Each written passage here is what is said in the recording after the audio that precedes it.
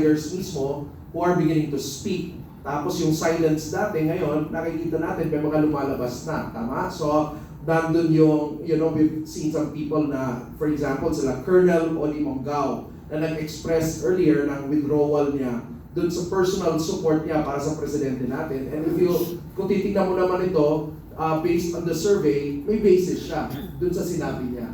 Pero nandito po ngayon, si Attorney Virgilio Garcia is also a retired Brigadier General ng AFP. Ano po yung may idea po ba kayo dun sa pinaka-stand?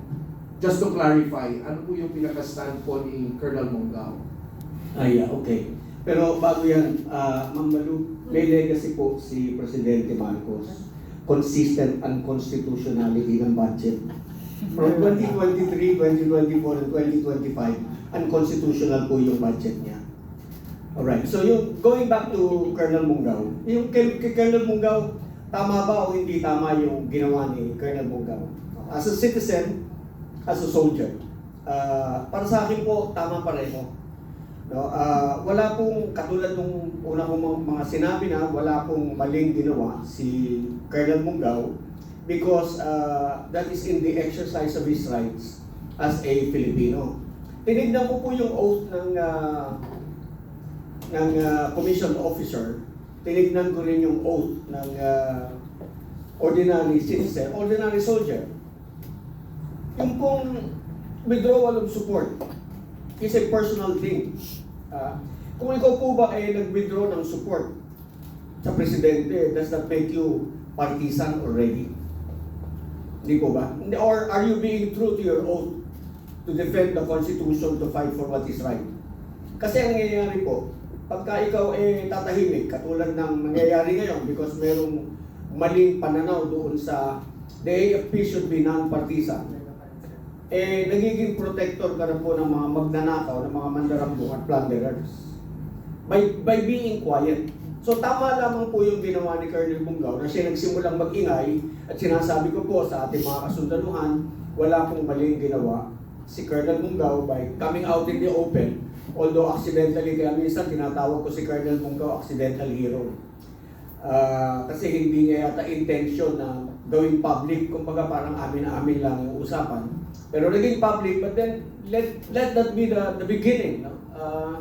Hindi po mali isang sundalong, ordinaryong sundalo. Let me read to you the oath of office of an ordinary soldier.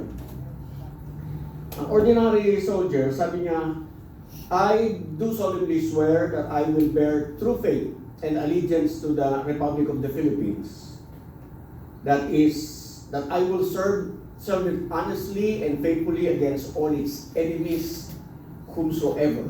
Paano kung yung enemy is within? Like what is happening right now.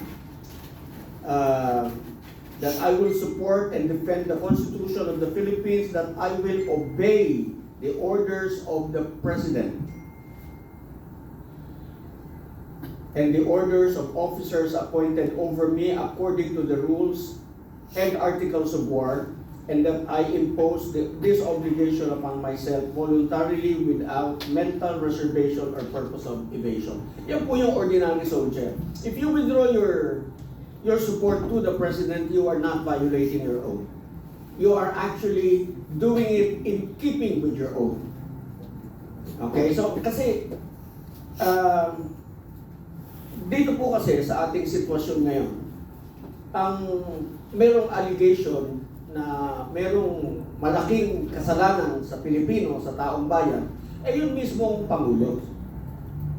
And so, wala tayong magagawa. Kailangan, we should make a stand. Are you going to remain silent and therefore be interpreted as a protector of the magnanakaw and the plunderers in government? Or are you going to stand up and say, I withdraw support? Dapat nga sundan na yan dumami na. Para magkaalaman tayo. Ngayon sa survey, hindi ko lang ang survey negative na. Does that mean hindi negative yung mga uniform personnel natin? Kasi that's a, kumbaga yung mga survey na yan is kumbaga general. It applies to all the population. Ngayon, yung code of conduct naman ng mga sundalo, every soldier recites this pledge. which serves as their professional creed. Bago ka mag-umpisa, meron kang creed, kailangan memorize na ito. I am a soldier. I am a Filipino soldier. I will support and defend the Constitution of the Republic of the Philippines. I am a Filipino soldier. I will fight all forces that would destroy the freedom and independence of the Filipino people. I am a Filipino soldier. I will obey the laws, legal orders, and decrees of my lawful superiors at all times. I am a Filipino soldier. I will uphold the supremacy of civilian authority over military in war and in peace. I am a Filipino soldier. I will live and die in the true Filipino tradition of valor, honor, duty, and loyalty. To all this, I pledge my life, my treasure, my sacred honor. So, meron bang na-violate dito si Colonel Mungao by doing what he did, by declaring he is withdrawing his personal support for the President? Palagay ko po wala. As a matter of fact, he is covered by the Bill of Rights, yung kanyang freedom of speech, freedom of expression, under Article 3, Section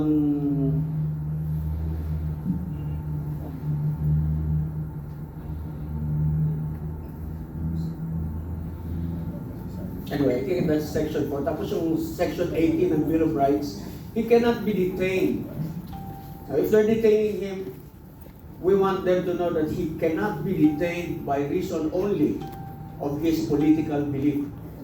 Wala na siyang tiwala sa Pangulo, and he was brave enough to declare that I can no longer support the President.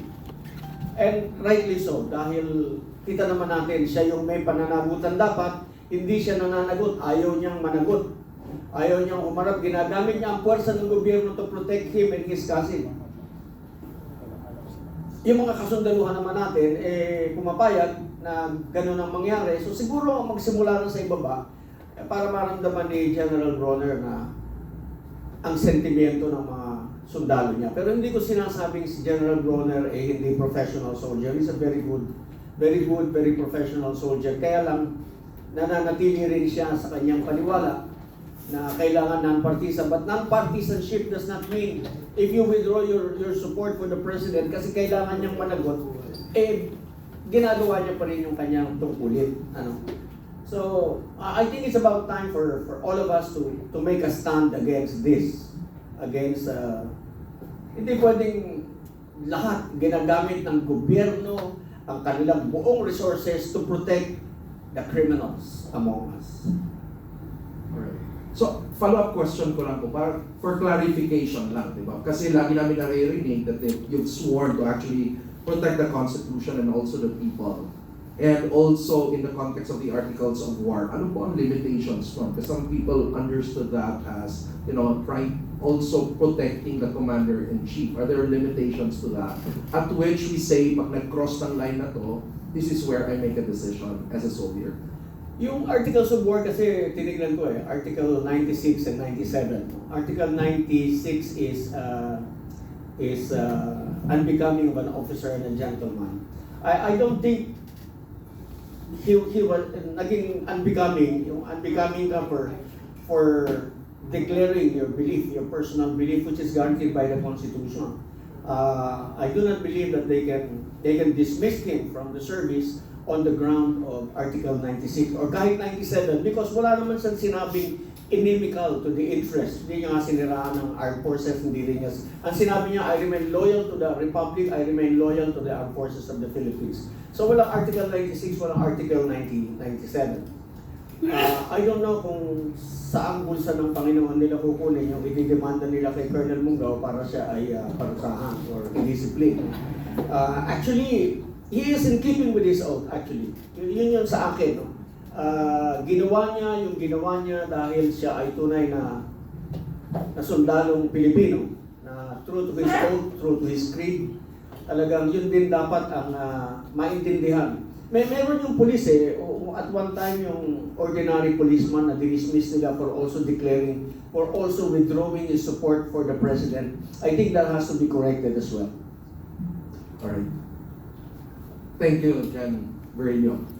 Garcia. Also, Ma'am Penny, I'd like to ask you a question. Kasi di ba may mga panawagan ng mga tao na parang sa AFP particularly or sa mga sundalo natin na you protect us naman, you save us naman from this situation. Ano po sa palagay ninyo yung bakit gano'n ang panawagan ng tao? Because hindi nila nararamdaman talaga yung tatang at sigla ng paninindigan. Because even though na meron silang authority, they have the power, the more that ang thinking